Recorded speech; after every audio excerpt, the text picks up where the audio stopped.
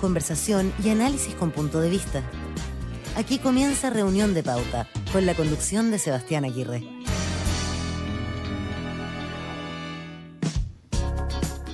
Estamos listos para comenzar otra edición de Reunión de Pauta. Bienvenidos, es que ustedes se están sumando a la 100.5, ya comenzamos esta edición de día miércoles 23 de marzo. Y estamos junto a nuestros panelistas para empezar ya nuestra conversación con los temas que han traído nuestros panelistas como propuestas para noticias coladas. También los temas principales de nuestro primer bloque. Vamos a dar la bienvenida a los que nos acompañan el día de hoy. Y vamos a partir dándole la bienvenida a María José Hoffman, licenciada en Ciencias Políticas y Administrativas, exdiputada, secretaria general de la UDI y que nos acompaña en el panel de hoy día. ¿Cómo está María José? ¿Qué tal? Muy bien, Sebastián. Muchas gracias por la invitación y saludarlos a todos. Gracias por estar con nosotros aquí en Radio Pauta. También está con nosotros Félix Ordóñez, economista, investigador, académico de la USACH. Ha sido analista en temas de protección social, de mercado laboral en la Organización Internacional del Trabajo y actualmente es director del OPES, Observatorio de Políticas Económicas. Bienvenido, Félix. Hola, muchas gracias. Gracias por acompañarnos. Y completa nuestro panel Eduardo Olivares, periodista, doctor en Ciencia Política por la Universidad de Manchester, máster en Asuntos Internacionales de la Universidad California San Diego y editor general de Pauta. Bienvenido, Eduardo. Hola, ¿cómo están todos? Gracias por estar con nosotros. Bueno, vamos a partir de inmediato con nuestra pregunta breve para dar inicio a la conversación del día de hoy, para romper el hielo con un tema que es realmente una tragedia. Lo que ha ocurrido durante este miércoles en la comuna de La Florida, acá en Santiago, donde un joven de 20 años fue asesinado a golpes en un episodio de detención ciudadana o linchamiento que se produjo durante esta madrugada. ¿Qué fue lo que ocurrió? Según lo que ha reportado por lo menos hasta ahora el parte policial y la fiscalía, este joven quiso ingresar a una casa en ese sector, pero no intentaba cometer un robo, sino que estaba arrancando él tras ser víctima de un intento de asalto en ese sector. La dueña del domicilio, una adulta mayor, pensaba que iba a ser víctima de un delito y dio alerta vecinal. Tienen un sistema de coordinación ahí en ese sector. Pidió ayuda, llegó un grupo de vecinos, golpeó a este sujeto y lo golpeó de tal forma que terminó por causarle la muerte, según el parte policial, con objetos contundentes. Una tragedia sin duda que abre un debate bien importante también y quizás más de fondo respecto a lo que está ocurriendo en materia de delincuencia, de seguridad ciudadana en particular. Y lo que queremos abordar es este fenómeno, que lo hemos visto otras veces además, ¿no? Estos tipos de detenciones ciudadanas o linchamientos lo hemos visto anteriormente. Félix, la pregunta que queremos plantear es bien concreta. ¿Cómo interpretas tú este nivel de inseguridad ciudadana que podría existir y que ha llevado a la gente que empiece a tomar la justicia por sus manos? No solo por este caso, como decíamos, sino por otros que hemos visto antes. Claro. Sí, o sea, primero que todo yo creo que señalar lo lamentable de esta noticia y que muestra la cara más quizás terrible o nefasta de este acto de tomar justicia por las manos, un poco de, no sé, como lo que quizás habría sido esta idea de Watchmen, los vigilantes, un poco como la mala cara de tomar la justicia por las propias manos. Pero esto tiene tiene una contracara, esto no es solamente tiene un lado negativo, que es lo que vemos, o sea, con el asesinato de una persona, pero tiene finalmente una expresión a partir de la inseguridad que hay hoy en día, precisamente a partir del aumento de los casos de robos con violencia, por ejemplo. Entonces, en este caso se organiza la comunidad para dar una respuesta terrible. Entonces, es una expresión de esta inseguridad que no parte hoy, que viene ya hace un tiempo aumentando y que no han habido medidas efectivas para dar mayor seguridad y en el fondo hacerse cargo del problema de la seguridad pública. Uh-huh. María José. Mira, yo creo que tiene, Sebastián, dos elementos que a mí me parecen importantes de destacar. El primero, que lo planteaba también recién Félix, que tiene que ver con que es un signo de desesperación de las personas que se sienten completamente abandonadas por el Estado y que por lo tanto tienen que realizar este tipo de ajusticiamiento popular, porque al final aquí hubo un error. igual es un acto muy grave, no se justifica en ningún caso, Sí, pero claro. lo que te están diciendo es que si no hacían justicia por su cuenta, no iba a haber justicia y que esta persona, si efectivamente hubiese sido un delincuente, habría salido corriendo o libre al día siguiente. Entonces, aquí hay un tema de fondo que tiene que ver con la incapacidad que hemos tenido como Estado de poder entregar una solución efectiva a la familia. Ujú. Y en segundo lugar, yo también quisiera destacar lo poco o quizás lo débiles que hemos sido cuando no condenamos tajantemente la violencia. En este caso, yo nunca he visto a nadie que la apoye, pero sí cuando ocurrió lo del estallido, situaciones súper excepcionales quizás, pero que en el fondo también hay que hacerse cargo de cuando uno legitima la violencia como un medio para resolver el conflicto. Bueno, este tipo de cosas, las señales que recibe la ciudadanía es como, bueno, esto es muy normal, la justicia no funciona, entonces yo también puedo cometer este tipo de, en este caso, delito, asesinato horroroso. Ajá. Creo que tiene esa doble connotación de abandono por parte del Estado y también principalmente con esta sociedad que está cada día más violenta y donde nos ha costado tanto que la gente tenga en el fondo, o que con los mismos políticos sean tajantes condenando la violencia. Sí. Eduardo.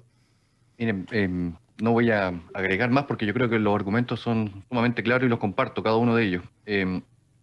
Hace 3 años, en Comodoro Rivadavia, en Argentina, José Oviedo, un padre intentando defender a su hijo, que un montón de personas quería asesinar. El padre termina muerto con su casa incendiada, al hijo lo salvan, acusado de que había violado a una menor de edad. En Colombia, en Ciudad Bolívar, en el sur de Bogotá, 3 hombres que están siendo investigados por la policía por un delito de nada que ver. Comienza a haber un rumor en las calles de que eran autores de un secuestro de niños. Se abalanza la muchedumbre contra ellos, a uno lo matan. En Puebla, México, también hace 3 años, algo muy similar, se corre el rumor de que hay una persona que está robando niños y la muchedumbre nuevamente va y mata a esta persona y lo quema vivo. En los 3 casos que yo les acabo de mencionar, tuvieron 2 denominadores en común. Primero, los rumores se esparcieron por WhatsApp. Segundo, todas las personas que fueron linchadas eran inocentes. Es decir, estamos hablando del mismo fenómeno que estamos comentando hoy día, ¿verdad?, en la Florida.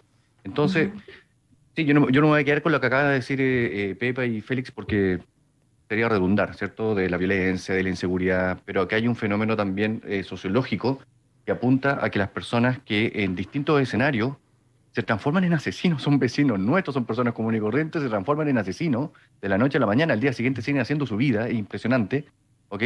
Pero no solo eso, sino que además es lo más sintomático que existe, es que matan a inocentes, ¿ok? Estamos hablando además de crímenes absolutamente horribles por la naturaleza propia, pero además esto se encarna en lo que termina ocurriendo, ¿verdad?, con personas que no eran delincuentes o que no eran, ¿verdad?, los autores de un eventual delito. Sí. Es brutal y hay muchos factores como la tecnología, por ejemplo, que mencionabas tú, Eduardo, que exacerban quizás ese tipo de reacciones en el contexto en el que estamos y donde la información vuela, pero de manera impresionante. Estamos junto a Eduardo Olivares, Félix Ordóñez y María José Hoffman en nuestro panel de reunión de pauta del día de hoy analizando este tema. Sobre este caso habrá que esperar por ahora el detalle de la investigación que está desarrollando la Fiscalía también y de parte de Carabineros sobre lo que ocurrió en la comuna de La Florida. Bien, vamos a ir a otro tema, el tema de fondo para nuestro primer bloque. Vamos a entrar en el ámbito político sobre la discusión que ha generado el proyecto de ley de indulto o ley de amnistía, algunos lo llaman ya así, que ha presentado, o que se está discutiendo en el Congreso. El gobierno lo que hizo fue aplicar suma urgencia a esta iniciativa. Lo anunció Giorgio Jackson el pasado lunes y aseguran que fue comunicada el lunes pasado en un almuerzo con los jefes de bancada de las fuerzas oficialistas. Eso incorpora no solo a los partidos de Apruebo Dignidad, sino también al PS, PPD y Partido Liberal. Pero surge toda una tensión a partir de este anuncio que hace el gobierno y la decisión de poner suma urgencia al proyecto, porque luego los senadores dicen que no fue socializada esa decisión y que los pone en una situación compleja. Así no se hacen las cosas, era la frase que se repetía también entre los senadores del PS y del PPD por estas horas en un paso político de parte de la estrategia del gobierno que ha generado hartas tensiones y bastante malestar también frente a este anuncio que en la práctica le da un plazo bien limitado para la discusión sobre este proyecto que, bueno, sabemos que tiene sus complejidades y que no tendría los votos también en el Senado para ser aprobado. Y eso es lo que queremos conversar, sobre la forma en la que se plantea este tema las señales que está dando el gobierno también y, bueno, la reacción dentro del oficialismo sobre este asunto. María José, partamos contigo para ver cómo interpretas tú lo que está haciendo el gobierno en particular sobre esta ley y cómo interpretas tú el paso que está dando también a pocos días, además de haber llegado a la moneda. Mira, jurídicamente para que opere un indulto tiene que haber estado condenado y por lo tanto esto claramente es más bien una ley de amnistía. Esa corrección se podrá hacer durante la tramitación, pero yendo al fondo del tema, Sebastián, a mí me preocupa muchísimo que el gobierno siga empecinado o preocupado de darle impunidad a los delincuentes y no proteger a las víctimas.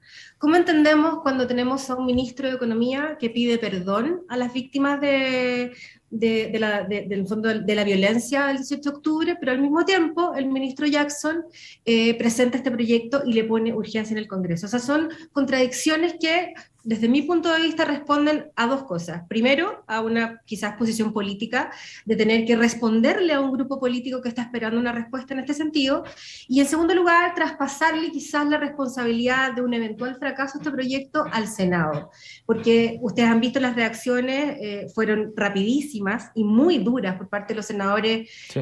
Principalmente socialistas. Entonces a uno le queda la duda de si no tienen los votos, ¿por qué lo presentan? Y en el tema de fondo, Sebastián, a mí me parece indignante que, a pesar de que se hayan ido acotando varios de los delitos que estaban ahí, pero todavía quedan delitos de incendio, delitos graves, me parece que la señal que están dando de impunidad hacia quienes cometieron actos delictuales ese día es impresentable, y tengo mis sospechas o mis dudas de si no sea más bien una forma de sacarse ese conflicto interno del gobierno y dejarlo instalado en el Senado. Félix, ¿cómo ves tú el tema? Sí, yo creo que es una buena señal del gobierno hacia quien quiere comunicar esta señal, en el sentido de que el gobierno no presenta un proyecto si no le pone suma urgencia a un proyecto que ya existe, es un proyecto que en el fondo fue presentado hace ya bastante tiempo por senadores, en particular el senador Latorre, la senadora Allende, Muñoz, Proboste y Navarro, ¿ya? Lo que hace actualmente el ministro Jackson es que va junto a la electa senadora Fabiola Campillay y presenta la suma urgencia a este proyecto. Y en ese sentido creo que es una buena señal, porque en el fondo es algo que venía demandando un sector al cual no es un sector que es parte del oficialismo del gobierno, pero sí es un sector que permitió que este gobierno hoy en día sea gobierno. O sea, entendamos que en ese sentido viene de ahí la señal. Hacia allá va, hacia ese sector le está dando el mensaje. Ahora, dos cosas adicionales. En primer lugar, creo que concuerdo con lo que dice Pepa en relación a dónde se va a atribuir el costo político. Porque el gobierno finalmente lo que hace es traspasa, es decir, esto ya no está, sale de mis manos. Ahora ustedes tienen, no sé, 30 días para ponerse de acuerdo y votarlo. Y a la forma, y lo que pasa ahí es, ok, esto ahora queda en manos del Senado y ustedes se tienen que poner de acuerdo. Por lo mismo los senadores presentaron la molestia porque en el fondo no se los comunicaron y les dejaron un problema a ellos. Sí. Un problema que en el fondo quizás algunos no están de acuerdo, otros sí. En el oficialismo, no sé, creo que se necesitan 26 votos, hay 24, más o menos algo así está la cosa. Eduardo. Ahora, por otro... Perdona, sí, Félix. Dale. No, después puedo... Vale. Pero no importa.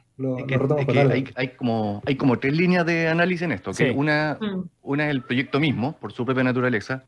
Yo en general encuentro bastante desafortunado que estemos hablando de estos temas, de amnistía o de indulto, como era la versión previa, porque, claro, el indulto es aquel que elimina la pena, la amnistía hace como que nunca hubo delito. ¿Okay? No, borra el delito mismo, la comisión del delito no existe y es general. Y hubo delitos, ¿no? No creo como que estamos en esos acuerdos. Hubo delito a la propiedad, hubo delito a personas, hubo delito, ¿verdad?, de connotación pública, hubo delito de agresión a carabineros, en fin, hubo. Salvo que de pronto nos metamos en esa maquinita que hacían los Men in Black, ¿cierto? Y nos borraba la memoria. De pronto sí, esa pasa.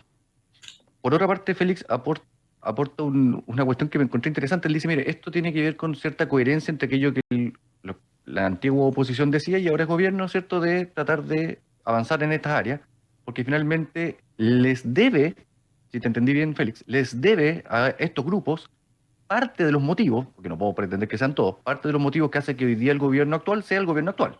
Si te entendí bien. Hay una especie como de deuda, ¿verdad? Con De esos grupos, o compromiso, algunos. quizás más, de compromiso porque de dónde viene, o sea, como el hecho que sea con Fabiola Campillay es algo que en el fondo es una señal política importante, la senadora con Sí. mayoría nacional, en el fondo de que viene de un sector político Bien. fuera de los oficialismos, entonces como que es una señal en ese sentido de coherencia. Sí, ok. Y de pronto la coherencia es bienvenida, ¿eh? De pronto nos quejamos de que las personas son inconsecuentes. Y está bien, bueno. Supongo yo que no sé si es un valor en sí mismo ese, pero al menos hay una coherencia que yo creo que es interesante. Y el otro elemento argumental que lo tocó Pepa al inicio, que tiene que ver con que estamos viendo las vísceras del poder. O sea, Pepa, tú sabes de qué se trata esto, tiene que ir con el Senado, punto. O sea, todo el resto de las conversaciones sobre la amnistía, indulto, en fin, tiene que ver también con la responsabilidad que le está asignando el gobierno a Giorgio Jackson, porque ahí lo están personificando, por osar, ¿verdad?, auspiciar o avalar algunas de las ideas peregrinas de algunos convencionales de que se carguen el Senado. ¿Ah? Y eso es lo que estamos viendo hoy día. Bueno, ese Por punto es eso lo el que PS se cuida plantean. mucho de decir, sí, la derecha esto lo va a votar en contra, pero no vamos a responsabilizar a la derecha, vamos a responsabilizarlo a usted, señor ministro Jackson. Ese punto es interesante. Te doy al tiro la palabra, María José, pero Eduardo, tú suscribes la teoría que plantea ayer, por ejemplo, lo hizo Fidel Espinosa acá en Pauta, decía que acá lo que había era un intento por presionar a la institución del Senado, en el fondo, en el contexto de la conversación que se está dando en la convención. ¿Tú lo ves así? Es que a mí me gustó lo que dijo el senador Espinosa, porque nos permite mirar sin ser mucho intermediario Ujú. las vísceras de lo que se trata esto, ¿ok? Que es una cuestión de poder al final, ¿ok? El PS está muy incómodo, el PS está cobrando hoy día cuenta y la está cobrando al primer día. No está haciendo como el pago en 30 días, ¿ok? Está cobrando así la factura, de un día para otro, de lo que está sucediendo con Apruebo Dignidad. María Sí, José. yo suelo agregar porque Eduardo decía que de alguna manera tenía un grado de coherencia, pero fíjate que a mí ese argumento se me cae, porque cuando algo se presenta mal y sin conversarse, y sabemos que el resultado puede ser incierto, la coherencia entonces de querer lograr que esto resulte, la verdad es que es bien poco... no tiene un hilo conductor, entonces me parece que al final, independiente de la falta de respeto que sientan los senadores, si realmente el gobierno quisiera que este proyecto saldría, lo hubiese hecho de una forma distinta. Por lo tanto, a mí el argumento de la coherencia me llega hasta ahí nomás. Y lo segundo, a mí me llamó mucho la atención, que también creo que es parte del análisis, yo no sé si ustedes están de acuerdo, pero creo que va a haber una cierta pugna en los liderazgos del gobierno, como lo había en todos los gobiernos, donde hay un eje quizás un poco más abierto o más cercano, como el que tiene Isquia Siches o al que tiene Jackson. A mí me sorprendió muchísimo ese nombramiento. La verdad ¿Cuál, es que María yo José? estuve con él, perdón, ¿Cuál el nombramiento de los dos? el de Jackson, Ajá. me sorprendió muchísimo porque al menos los 8 años que yo compartí con él en el Congreso, la verdad es que nunca le vi redes con ningún sector político más que con los propios. De hecho, el Frente Amplio partieron 20, se pelearon entre todos. No le veo ese capital político en el Congreso como un ex parlamentario para poder generar los puentes. Y lo que hemos visto hasta ahora no ha sido muy distinto a visibilizar que esas redes no existen. Creo que con suerte va a poder ordenar a sus propios parlamentarios, pero no solamente ya ha entrado en conflicto con los socialistas, sino que no tiene redes ni con el centro ni con la izquierda, nunca las tuvo estos 8 años, no fue el hombre de los consensos, el hombre que generaba esa confianza para poder llegar a acuerdos. Por lo tanto, creo que además se le pone una barra encima para que él se pueda cuestionar realmente si habrá elegido bien el ministerio no quiso agarrar la piedra caliente de interior y parece que le va a ir peor en este, pero bueno, hay que desearle todo el éxito. No hemos sido nosotros quienes hemos sido más desagradables en todo caso. Es muy tarde para ser éxito, si ya. Este gobierno es como que lleva 3 años ya. Félix, ¿cómo ves tú Sí. ese punto en particular, esta pugna con el Senado? Sí, yo creo que, o sea, ha estado bastante complicada la entrada del gobierno en la primera etapa, ha sido con hartas cosas, tanto para Giorgio como para la ministra Isquia, Ujú. con lo que conversamos, de hecho, la semana pasada. Eh, pero, pero sí, creo que ahí Es complicado en el fondo la idea de entrar con estas dificultades, porque ya si entramos en estas dificultades, en este punto, que quizás, aludiendo a lo que decía Pepa de la coherencia, es quizás más como la falta de diálogo prelegislativo. Entonces, como si no existe eso, acá puede ser un error, puede ser intencional, no lo sabemos. Se va a ir viendo como con el tiempo qué pasa en esto, pero qué va a pasar, por ejemplo, cuando entremos, por ejemplo, en materia de reforma tributaria, 40 horas, no sé, los grandes proyectos que va a empezar a tirar el gobierno en su primera etapa. En el fondo, cómo se va a dar ese diálogo con las bancadas, tanto oficialistas y como con las otras bancadas. Y retomando un punto que no quería dejar Sí. atrás, me gustaría, porque en este proyecto de amnistía, o sea, es bien delimitado lo que se va a hacer, o sea, hay cierto tipo de delitos que se busca en este sentido como que van a estar enmarcados en el ámbito legal de esto. Hay un periodo específico y es un proceso de amnistía no para, quisiera como desmentir la idea que hay detrás de decir validemos la violencia. No es eso lo que busca hacer esto, sino es en un contexto súper específico, en una fecha súper específica para ciertos delitos súper específicos, pero para personas que no están condenadas por esos delitos. ¿Okay? Y ahí me quiero tomar del punto del uso de la prisión preventiva como herramienta política en este proceso, de lo que fue el estallido social. O sea, personas que estuvieron un año o más de un año en prisión preventiva sin ser condenados, acusados de un delito, pero cometiendo una prisión, o sea, cumpliendo una prisión preventiva muchas veces en una cárcel común. Pero bueno, sin ser condenados. Sí, que es lo que plantea precisamente la ministra de Justicia, ¿no? Marcela Rivas ha dicho que en la mayoría de los casos hubo un uso indiscriminado e injusto de la aplicación de esta ley, en referencia a la Ley de Seguridad del Estado en particular. María José. Pero Sebastián, arreglemos entonces la prisión preventiva, pero de ahí a la impunidad a quienes cometieron delitos es otro tema. Efectivamente, porque si no le estamos solucionando el tema, yo me imagino que si hubo problemas de interpretación, debiéramos beneficiarlos a todos y no solo a un grupo. Entonces me parece que no va por ahí. Para mí simplemente se está buscando un atajo para resolver un problema político con un grupo muy puntual y además de una manera o es intencionadamente torpe o simplemente fue otro error como los que han tenido hasta ahora. Desde el punto de vista del efecto que podría tener esto, para ir cerrando antes de irnos a la pausa, Eduardo, ¿tú crees que de todas maneras el gobierno logra terminar con este punto desde el punto de vista político, ¿no? Y sobre todo hacia quienes comprometió el avanzar en esta ley de indulto? Porque sabemos el desenlace de esto, más o menos, ¿no? El proyecto no va a tener los votos necesarios, se va a rechazar la iniciativa. Como lo conversábamos antes, bueno, va a quedar como la culpa del Senado, ¿no? En términos bien generales, más que en la derecha en particular. Bueno, ¿y qué pasa después? ¿Tú crees que el tema va a seguir rondando la moneda? Va a seguir rondando, pero a ver, esto es re interesante lo que estás diciendo porque es un fenómeno que hemos visto en otros lugares. Es decir, por ejemplo, cuando algunas propuestas en materia de seguridad pública había presentado Jair Bolsonaro en Brasil, llegó incluso a hacer que la población o una multitud, de verdad, se fueran a pasear frente al Senado para criticar a los parlamentarios que no llevaban adelante los proyectos de ley que le había presentado. Y estamos hablando en ese caso, ¿verdad?, de un presidente de derecha. O sea, esta técnica, ¿verdad?, de acusar a un órgano de representación popular, como es la Cámara o el Senado, da lo mismo, es una vieja técnica que se utiliza, ¿verdad?, cuando tú tienes un gobierno en minoría, que es lo que le sucede a Gabriel Boric. Y es pernicioso. Miren, estos últimos días yo me he llenado, o todos nos hemos llenado quizás de los refranes populares. Otra cosa con guitarra, que lo sacó Jimmy Scott el otro día, ¿verdad?, en el Mercurio. Pero también está el como pecas pagas. O el no hagas lo que no te gusta que te hagan. ¿Okay? Y es precisamente lo que hoy día le estaba sucediendo, en efecto boomerang, a la actual administración de Gabriel Boric. Sí, hemos estado hablando harto rato, ¿verdad?, de la amnistía o indulto, y lo mismo está sucediendo con el quinto retiro.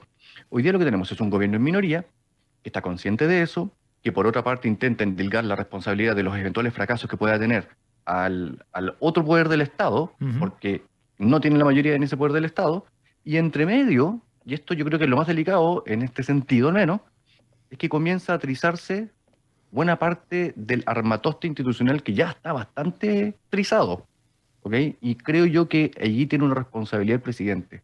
no puede contribuir a ese deterioro. Félix. Sí, me parece interesante lo que planteas, Eduardo, porque es cierto, o sea, y la posición en la que está, y acá el rol que juega el presidente, su figura inclusive, es esta de ser el dialogante, ¿ya? La crítica por la izquierda muchas veces a Gabriel Boric venía desde que era eso, como extremadamente dialogante, ¿ya? Hoy en día es el jefe de Estado y es el que tiene que ordenar a esta coalición para que precisamente busque el diálogo, para que estas cosas puedan ir cursando. Entonces me parece interesante un poco esa perspectiva. Ajá. María José, lo último antes de la pausa. No, estaba escuchando atenta. Lo que más me impresiona es lo rápido realmente para los pocos días que llevamos de gobierno. Y yo creo que finalmente yo espero que, de verdad, que les vaya bien, pero son errores que generan muchas dudas de fondo. Lo mismo que ahora vimos con los nombramientos de los embajadores, que tú dices, bueno, no puedes predicar lo que no practicas. Entonces, ahí tenemos otro. Otro refrán. Padre Gatica, ahí tenemos otro. Anótalo. Estamos junto a María José Hoffman, Eduardo Olivares y Félix Ordóñez analizando los primeros pasos en el Congreso del actual gobierno y esta controversia en torno a la ley de indulto, tema que, bueno, dada esta suma de urgencia, entonces tendrá que resolver pronto la Cámara Alta. Nos vamos a ir a una pausa en esta edición de Reunión de Pauta. Antes de eso, los invitamos a que de lunes a viernes, a partir de las 8 de la mañana, conozcan 4 miradas globales que buscan interpretar los temas más relevantes del debate que se está dando en Chile y en el mundo. Escucha Marcando Pauta, aquí en la 100.5. Vamos al corte y ya volvemos. Teatro Municipal de Las Condes presenta El Violinista en el Tejado, el musical. Ganador de 10 premios Tonys, incluido Mejor Musical. Alegría, familia, risas y por sobre todo, tradición. Con Daniel Muñoz, Sara Pantoja, Susana Hidalgo, Francisco Baño Baitía, José Antonio Raffo, Felipe Contreras, junto a un gran elenco. Venta de entradas a través de www.tmlascondes.cl y boleterías del teatro. El Violinista en el Tejado, el musical. Desde el 21 de abril. Produce Darchan Teatro. Invita Pauta.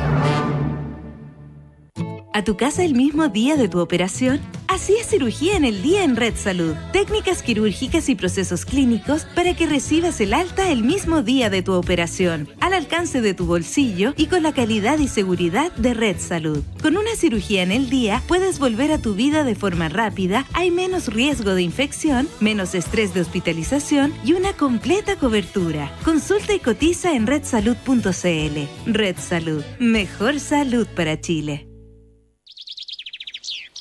Cada tarde, a partir de las 20 horas, Christian Barnken nos invita a pasear con él y con sus invitados en su jardín. Media hora de conversaciones y reflexiones. No dejes de escuchar los sonidos y palabras de Desde el Jardín. Pauta, hablemos de verdad. La Convención Constitucional diseñará las nuevas reglas de todo un país. Pero ¿cuáles son las atribuciones de este órgano constitucional? ¿Cómo debemos entender sus decisiones? Desde un punto de vista de la técnica legal, Pauta presenta Derecho a la Convención, donde el protagonista será el debate jurídico con abogados de amplio prestigio. Acompáñanos todos los viernes a las 17 horas por nuestra señal 2 de streaming en pauta.cl. Y cada domingo a las 10 de la mañana, una repetición del programa en nuestra señal FM de Pauta. De lunes a viernes a las 8 de la mañana, sé parte de una conversación de verdad. Conoce 4 miradas agudas sobre el acontecer nacional e internacional desde distintos lugares del planeta. Toma decisiones informado. Escucha Marcando Pauta. Pauta, hablemos de verdad. En el mundo de las empresas, las decisiones se toman con buena información. Todos los días, desde las 9 de la mañana, escucha Pauta de Negocios. Una hora de análisis y entrevistas con la información económica y financiera más relevante. Pauta, hablemos de verdad.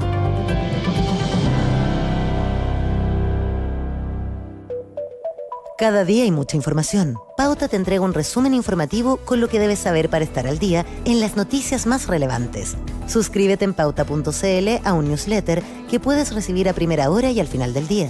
Pauta, hablemos de verdad. Escuchas Reunión de Pauta. Pauta 100.5. Estamos de vuelta, seguimos con nuestra reunión de pauta del día de hoy y como siempre volvemos en nuestro segundo bloque con la efeméride de esta jornada. 23 de marzo, pero del año 1910, es la fecha en la que nació Akira Kurosawa, director de cine japonés. Leyenda del Gran Judo fue su primera película y su filmografía luego sumó otros 29 títulos rodadas a lo largo de 5 décadas, que incluyen influyentes títulos como Los Siete Samuráis o El Cazador en la filmografía de Kurosawa. Ha sido calificado por el director Steven Spielberg como el Shakespeare del cine contemporáneo y durante su alabada trayectoria fue premiado en distintos festivales, en Berlín, en Venecia, en Cannes o en Moscú, y reconocido también en otras ceremonias como los premios Oscar, que en 1990 le otorgaron un Oscar honorífico por su trayectoria cuando ya cumplía 80 años. Estamos recordando a Akira Kurosawa aquí en la efeméride de hoy de Reunión de Pauta. Escuchas a Sebastián Aguirre en Reunión de Pauta. Pauta, hablemos de verdad.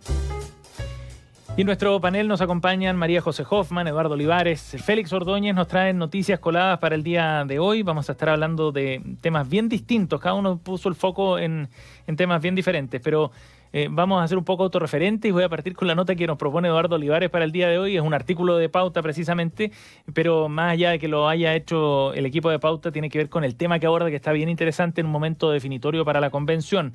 Lo que ha hecho este artículo es trazar una suerte de mapa ideológico de la Convención Constitucional. Cuéntanos sobre esto, Eduardo.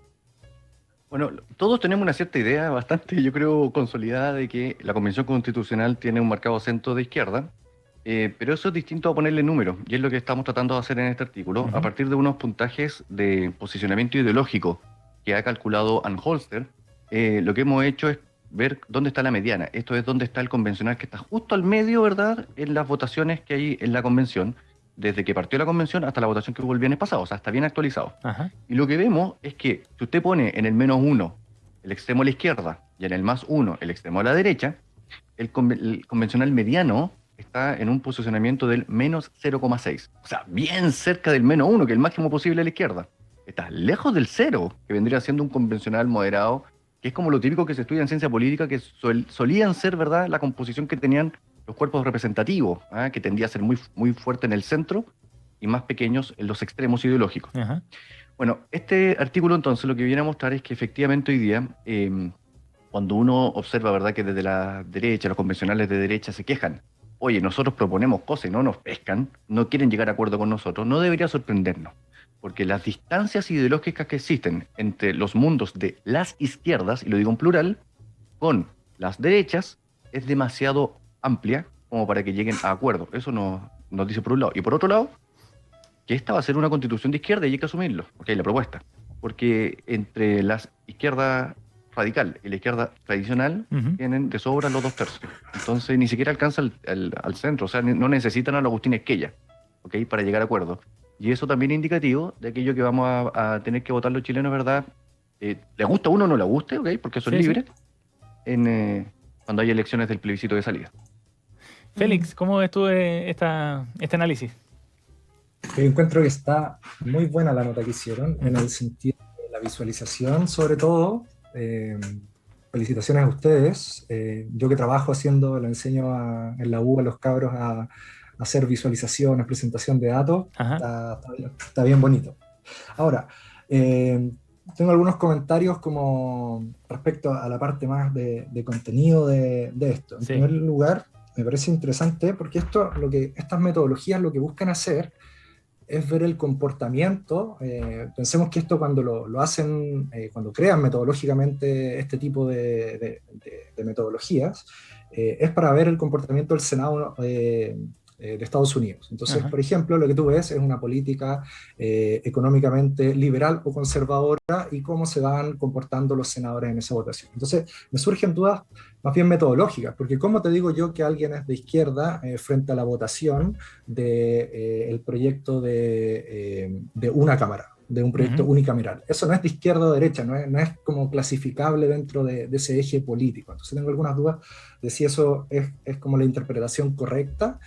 de decir el eje izquierda-derecha. Ahora, lo que sí, esto es más bien el comportamiento de las votaciones, ¿ya? De cómo es la distancia, de cómo se van comportando estos convencionales. Y eso creo que es interesante porque lo que hace Luciano Eduardo es que efectivamente hay un grupo que se está alineando más y que son efectivamente convencionales de izquierda, no que sean quizás en medidas de extrema izquierda, sino que los convencionales de izquierda se están agrupando en mayoría con respecto a los de derecha. Y en ese sentido creo que esa es la forma de interpretarlo. Lo que sí me llamó la atención, y ahí termino, ¿Sí? es que de los que serían como convencionales de izquierda, que se está alineando con la derecha, el que me saltó y me causó gracia fue Felipe Arboe, que estaba ahí en el número como hacia la derecha y hacia la izquierda. Ajá. María José. Yo creo que el último comentario me da paso para poder hacer mi contrapunto. A mí también me gustó el artículo, me parece muy, muy verídico, pero tiene un problema, y es que me parece que la muestra en la convención no es representativa, y eso se puede contrastar con la elección anterior o con la elección posterior solo 5 meses después. No es representativa de la sociedad o del espectro político. Me parece que exactamente, siempre ha habido un semi-mitimota, y esa fue una elección muy excepcional en un periodo de pandemia. Acuérdate que tuvimos que postergar esta elección porque no se podía ir a votar, se juntó con la de los municipios, fue súper compleja, y además también un sector la utilizó muy bien, porque varios de ellos fueron elegidos como independientes, pero independientes con domicilio político. Por eso la muestra hoy día hace que hasta Felipe Arboe parezca más de derecha, que es, digamos, de una izquierda más de centro, es PPD, no estamos hablando ni siquiera de la democracia cristiana. Por lo tanto, creo que al final creer que... ¿Y eso cómo se contradice cuando en la elección siguiente, solo 4 meses después, los dos candidatos presidenciales sacan 55 y 45, que ha sido más o menos la tónica de todas las últimas elecciones presidenciales? Por lo tanto, me parece que no es una muestra en la convención, una muestra representativa, y es tan así que hoy día vemos voces de izquierda que incluso están evaluando rechazar esta postura, que era algo más asimilado a la derecha que a la propia izquierda. Entonces, esta distancia ideológica que vemos adentro creo que no es representativa con lo que vemos en el país y con lo que pasó en la elección anterior y en la siguiente. Eduardo, ¿quieres agregar algo? Por el tema metodológico, sobre todo, que comentaba Félix. Es que sin duda tiene razón Pepa, esto no es representativo, ¿verdad?, de la historia electoral chilena y de los posicionamientos ideológicos. Ahora, respecto de Felipe Arboe, ya no sé qué puntaje sacaba, pero probablemente esté en el centro ideológico, más que pensar en la derecha, ¿ok? Está en el centro. Lo que pasa es que por comparación pareciera que, claro, te dice Félix, pareciera que estuviera muy tirado hacia el otro lado, pero resulta que el mundo de antes, vamos a decirlo de esa forma, era con una centro-izquierda y una centro-derecha dominantes. Ese era el mundo de antes. Y la convención nos vino a traer un mundo totalmente distinto, muy polarizado, y por lo tanto muy atípico de cómo efectivamente solían votar los chilenos. Bien. Eso es interesante porque es atípico, pero es, exacto, atípico a la institucionalidad previa al estallido social.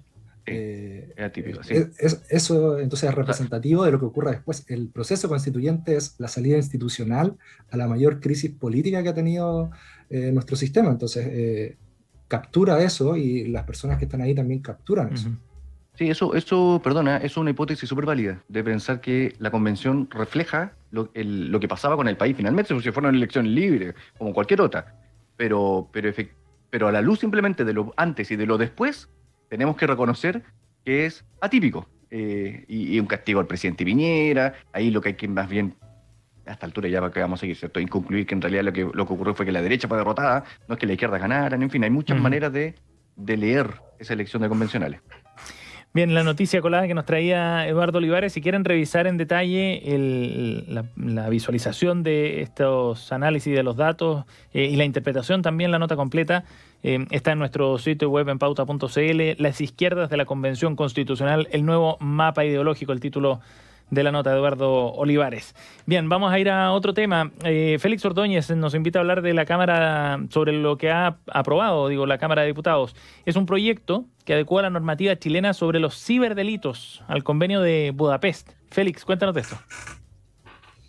Ya, voy a poner un poco de contexto antes de entrar a lo que se aprobó. Dale. Tenemos que tener un contexto que hay 2 leyes claves en Chile con respecto a en primer lugar, con lo que corresponde a los delitos informáticos y en segundo a la protección de datos, ¿ya? Estas leyes son la primera del año 1993, la segunda del año 1999. Se caracterizan por ser muy prontas a la ocurrencia de todos estos fenómenos, pero muy desactualizadas, obviamente, para lo que ocurre hoy en día. Entonces, en ese contexto, la ley que se modificó, que es de ciberdelitos, fue ingresada el año 2018, o sea, hace 4 años, ¿ya? Y que hace 4 años se venía discutiendo, pero que no se llegaba a algo en concreto. Y lo que hay ahora es tratar de adecuarse a este convenio de Budapest, que es un convenio internacional de normalización de herramientas para perseguir delitos informáticos. Y acá yo creo que hay elementos bastante positivos a la hora de decir necesitamos adecuarnos a los nuevos tiempos, ¿ya? O sea, ya estamos tarde haciendo un poco esa tarea. Pero la ley hay que, bueno, ver las partes positivas y negativas. Como parte negativa, el uso de interceptación telefónica sin una judicialización previa. Creo que es un tema que quedó ahí como que pasó bastante colado. Y por otro lado, se avanzó en la ciberdelincuencia, pero quedan 2 temas, o al menos un tema que es el de la protección de la información personal, que ese es un tema que todavía está en la Cámara. Esperemos que pueda reactivarse de pronto. Eduardo. A mí me parece sensacional. Yo creo que diste en el clavo, Félix, además cuando dices que en los años 90 Chile se adelantó quizás un poco, ¿verdad?, a este tipo de legislaciones, pero rápidamente quedamos atrás. Y bueno, con esta también vamos a quedar atrás probablemente en 10 años más. Pero efectivamente se trata del phishing, o sea, todos los delitos que a uno se le ocurre, que han cometido, ¿verdad?, en las redes, en los emails, en los WhatsApp ahora, o sea, está lleno, ¿verdad?, de entresijos que hacen que este tipo de legislación, enhorabuena, ¿verdad?, están llegando finalmente a convertirse en ley. Ahora aplicarla nomás, porque no nos pase, ¿verdad?, esa sensación de que estamos desprotegidos como nos ocurre en otras partes de la vida pública. María José. Mira, yo creo que, o sea, obviamente que es un aporte y un avance, pero estos temas que van precisamente tan rápido, a veces menos es más.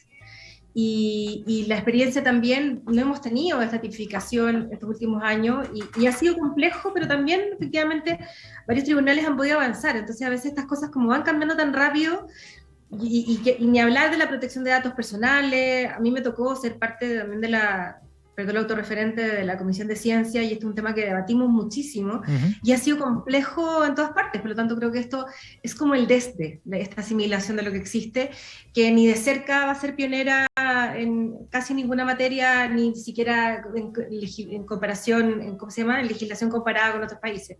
Me parece bien, pero tengo mis dudas con respecto a si a veces esto que cambia tan rápido queda obsoleto en tan poco tiempo. ¿Y cómo se podría abordar ese tipo de temas? No en particular, ¿no? Pero cuando la tecnología va avanzando tan rápido es difícil, me imagino, legislar sobre esos asuntos.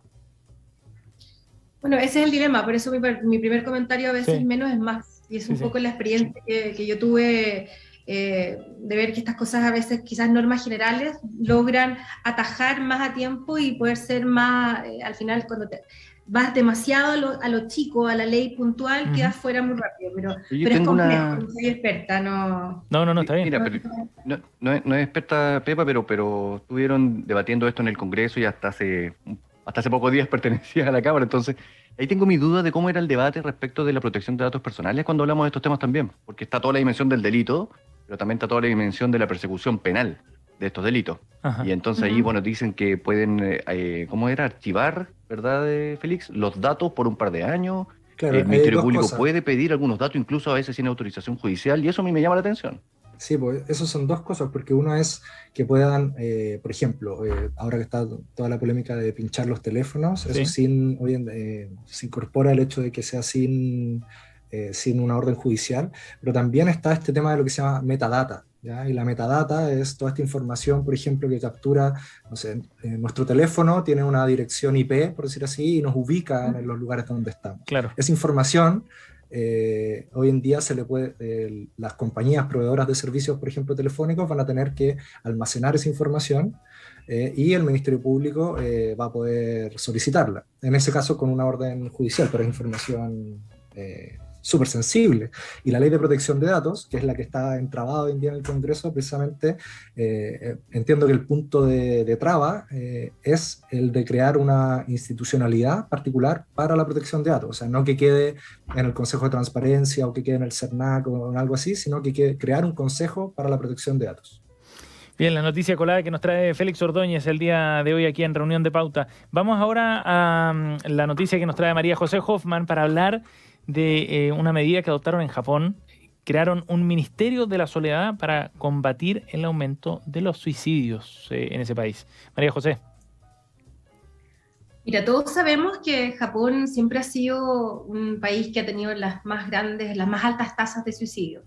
Pero con las medidas que se tomaron para controlar la pandemia, los sentimientos de ansiedad y aislamiento se agudizaron y estas tasas crecieron. Imagínense que el año pasado hubo 9.000 muertes por COVID y 21.000 suicidios. Entonces, dato aparte que se aumentó más en las mujeres. ¿Por qué? Porque la pandemia afectó más las labores que realizan las mujeres allá, como el turismo, los servicios, el comercio. La verdad es que es una cifra que a uno lo hace reflexionar.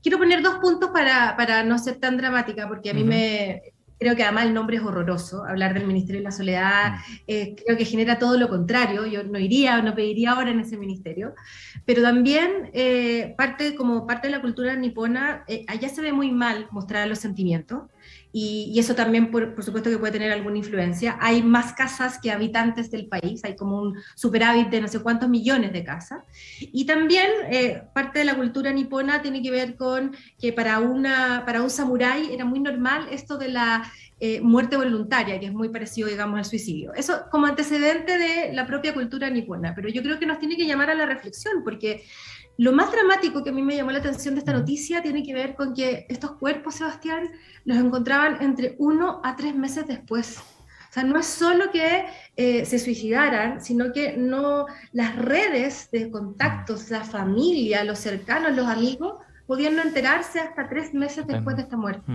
Y eso yo creo que nos llama a la reflexión de las implicancias que tiene todo este proceso quizás de la tecnología, incluso del capitalismo, incluso de las medidas que están tomando hoy día para tratar de enfrentarlo. Me pareció dramático y ojo, y tampoco es la primera vez, porque esto ya había ocurrido con Theresa May en Inglaterra como 2 o 3 años antes. Exacto, pero ahora ha sido, como las cifras en Japón son tan altas, la verdad es que ha sido bastante más letal que el COVID. Eso es fuerte, me parece. Brutal. Félix. Sí, 2 puntos me gustaría hacer. O sea, el primero, precisamente lo último que dice Pepa. O sea, una de las frases que dice la noticia: la soledad en Japón es más letal que el COVID. Creo que es súper explícita en decir eso, y nos llama la invitación, o sea, nos invita a reflexionar y precisamente vincularlo con lo que se pueda hacer hoy en día en los programas de salud mental en nuestro país. Me gustaría vincularlo en el fondo, creo que la expectativa está bien alta en lo que puede hacer este gobierno para impulsar políticas de salud mental, que es parte de las propuestas de gobierno, y bueno, eso, precisamente como aterrizando lo que está trayéndolo a Chile, creo que ahí hay un camino importante por recorrer para que no lleguemos en ningún caso a algo tan terrible como esto. Sí. Y no solo por el periodo post-pandemia, ¿no? Haciéndose cargo de un problema que viene arrastrado desde hace mucho tiempo. Eduardo. Sí, bueno, qué bueno que la salud mental comienza a ser, verdad, una política mucho más subrayada. No es que el gobierno pasado no lo haya hecho, también lo hizo, pero por una cuestión más bien personal, el presidente Boric lo ha convertido también en una parte de la agenda en temas de salud, y es bien interesante eso. Yo diría, bueno, sí, reflexionemos, pero aprovechemos y conocemos esta noticia y empecemos a llamar a los papás, a los abuelos, quienes tengan la suerte de tenerlos, ¿verdad? A los tíos que están de pronto medio perdidos, o a los primos, en fin, empecemos a llamar, o sea, empecemos a actuar, ¿verdad? Como se supone que deberíamos hacerlo, y no pensar tanto y darnos vueltas para que las personas que están más solas, ¿verdad?, comiencen a recibir más llamados. En Japón hay una ministra hoy día a cargo de esa cartera, que es un ministerio como temporal, no un ministerio de esos que se mantienen por siempre. Uh-huh. Ella es Seiko Noda. Ella fue en algún minuto candidata de estas internas que hubo para ser primera ministra de Japón. Y entre las otras carteras que ella está a cargo, aparte de este ministerio de medidas contra la soledad y el aislamiento, está el de la revitalización regional y el de las medidas contra el declive de la tasa de natalidad. Ujú. O sea, como que igual tiene coherencia, ¿no? Mientras menos solo, más niños. Claro. Está yendo la cosa. Oye, el artículo está disponible para quienes quieran revisarlo y profundizar en este tema, pero es un asunto que cuando yo me imagino que si empieza a tener una política de este nivel, ¿no? De la creación de un ministerio y política mucho más importante, bueno, es porque es algo que podemos ver en el futuro quizás abordado de otras maneras, pero con esa envergadura acá en Chile. La noticia colada que nos traía María José Hoffman para el día de hoy. Bien, nos vamos a nuestro último bloque. Nuestros panelistas nos traen también alguna recomendación en cada jornada, algún libro, una serie, una película, un artículo, pauta libre para nuestros panelistas. Eduardo, ¿qué traes tú hoy día? Bueno, yo voy a recomendar un curso que ofrece nuestra amiga Magdalena Mervilá, que hoy día no nos acompaña, y ella tiene en su sitio web red-cultural.cl toda una inscripción para un tremendo curso. Yo la verdad es que lo miro y babeo de nerd que soy, con ganas de tomarlo, que es Romanticismo y Fundación, explorando todas las dimensiones del siglo XIX. Entonces, le hablan desde Napoleón, desde la Rusia zarista, pasando por las independencias en América Latina, la regencia de la reina Victoria en Inglaterra, más todas las corrientes románticas, la alemana, la inglesa también, por supuesto, Lord Byron, en fin, un cuanto hay que yo recomiendo fervorosamente. Nosotros yo sé que en las redes sociales vamos a poner el link, ¿verdad?, correspondiente para que las personas eventualmente puedan pinchar allí e interiorizarse más acerca de este curso que hace la Red Cultural con Magdalena Mervilá. Qué entretenido se ve, Eduardo. Oye, esto es el periodo la primera mitad del siglo XIX, ¿no? Sí, 19. Primera mitad del siglo XIX. Buen curso el que está ofreciendo entonces Red Cultural. Bueno, tiene muchos otros, pero este está entretenido. Ahí el catálogo, además, estaba viendo la página, están los contenidos completos de todo el curso. Se pueden comprar por partes también. Está bien interesante el formato de estos mecanismos, además de aprendizaje, que están tan en boga también, ¿no? Aprovechando lo que dejó la pandemia. Félix. Ya, esta semana vengo con una película. Me gustaría, aprovechando además que el sábado son los premios Oscar, les quería recomendar Drive My Car. No sé si ya tuvieron la oportunidad de verla, si no la han visto, es increíble, es una película del director Ryusuke Hamaguchi, y me quisiera ahí tomar precisamente de lo que decía Pepa sobre la noticia colada de la soledad. Y particularmente de este conflicto cultural japonés, de la inexpresividad, la dificultad de expresar emociones, de la soledad, de enfrentar el duelo. Y esta es una película que está basada en un cuento de Murakami, es una adaptación libre de un cuento de Murakami, de un texto de cuentos que se llama Hombres y Mujeres, y va avanzando en varios planos, ¿ya? Y la película es un viaje, es una invitación, te va llevando en un viaje en todo este proceso de inmersión, tanto en los diálogos, en las conversaciones, en los planos. Es increíble, y yo creo que por eso también es precisamente una de las candidatas a ganar los premios. Bien, Drive My Car, entonces la película que nos recomienda Félix Ordóñez para el día de hoy. María José. Yo tengo que hacer una confesión antes, Sebastián. Sí. He vivido intensamente los últimos 12 años de mi vida, así que no estoy en condiciones de recomendar mucho porque tiempo no he tenido. No me sé muchas series de Netflix. Estuve en el verano recién poniéndome al día ahora que recuperé mi libertad, una parte. Pero el único libro que me leí en el verano, y que tampoco me lo he terminado todavía, no lo digo con orgullo, es Políticamente Indeseable, de la Cayetana Álvarez de Toledo. Esto es una política española, yo no sé si usted, yo me imagino que sí, porque son personas muy cultas e inteligentes, pero el sistema de partidos políticos en España es muy parecido al nuestro, con todas las diferencias que uno tiene, pero la irrupción de Podemos es muy parecida a la del Frente Amplio, de Bópoli con Ciudadanos, de Vox con Republicanos. Entonces hay una similitud que para uno que además está metida ahí, y es mi sector obviamente, yo no desconozco eso, fue muy entretenido, y ella tiene un valor que yo destaco mucho hoy día, y creo que es parte del liderazgo que viene femenino, que hoy día lo vemos con mucha fuerza, y digo femenino, no solo feminista, que tiene que ver también con el valor de la autenticidad. Ella, muy corto, dice, solo cuando los políticos, en la contratapa, digamos en el resumen, solo cuando los políticos digamos en público lo mismo que afirmamos en privado, solo cuando reconozcamos la degradación de nuestro oficio, solo cuando nos veamos retratados en el implacable espejo de los hechos, solo entonces seremos capaces de rescatar la democracia de las mandíbulas del populismo. Es muy atingente a lo que está pasando hoy día en Chile y los invito a leerla. Ella es extraordinaria, la verdad.